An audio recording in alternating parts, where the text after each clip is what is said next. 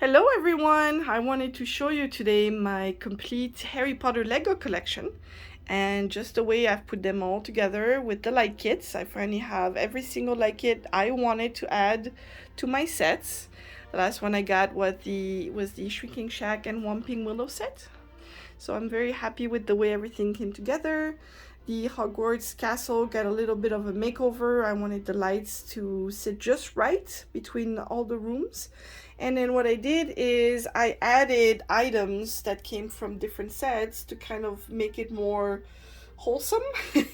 For example, here, I thought it would be nice to add all those pieces that were in the magical trunk, which were just put away and I never even saw them. So I was glad to be able to add things like the banners and more students.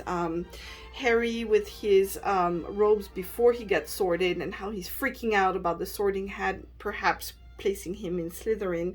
I think it looks great. It's a little crowded, but it fits. I think it fits quite well. So I'm very happy with the way the Hogwarts castle has come together.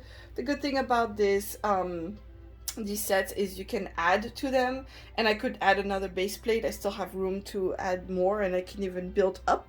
So that could be something that I might do later on. We'll see. But I'm very happy with those sets, and I'm happy the way everything came together here. The Hogwarts Collector's Edition set is one of my favorites. All of that, except for Hagrid and Harry over here, which came with Diagon Alley. But everything else on here came in this set, and that is, for me, the centerpiece. It's absolutely gorgeous. And again, the trunk was great. It came with so many wonderful things, but they were kind of hidden away in there, so I thought, why not place them in Hogwarts? And then of course we have the Shrinking Shack with the Whomping Willow. What I did is I added the car from Fort Prefect Drive to the set, and I think it works really well all together. And then we have Hogsmeade. That was one of my early sets, and I just enjoyed building it so much. The architecture is fantastic. And then we have Fort Prefect Drive with some of the characters I really wanted, like Dobby and his little flying cake. I think that's great with the Dursleys.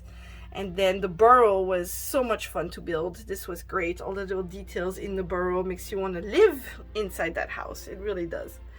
Then we have Diagon Alley. This shop was great to build with the Weasley twins, Nocturne Alley entrance. Then here we have 12 Grimmauld Place. And then down here we have more of Diagon Alley.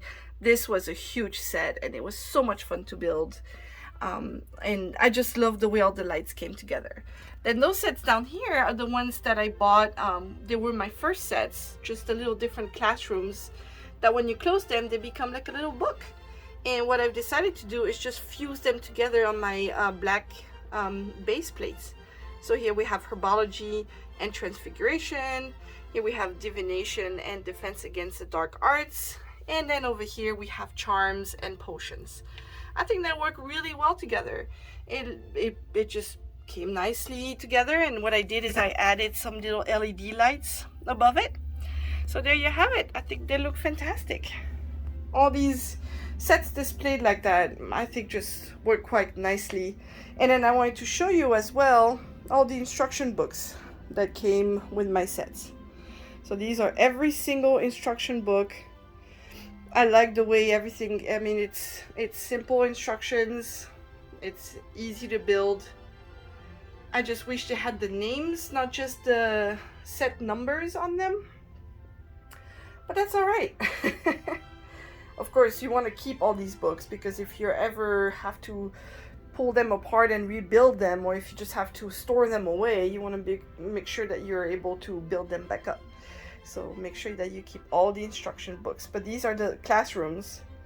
And again, fun builds, really clever. I don't know if they'll come up with more sets, but I'm very happy with the ones I got so far.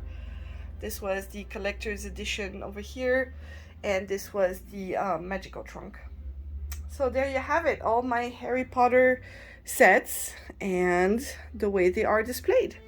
And I am just very, very happy with the outcome. The cool thing is I can build up if I wanted to add more space up here, if I want to add more sets. So that's actually a good piece of furniture, which I got from Amazon.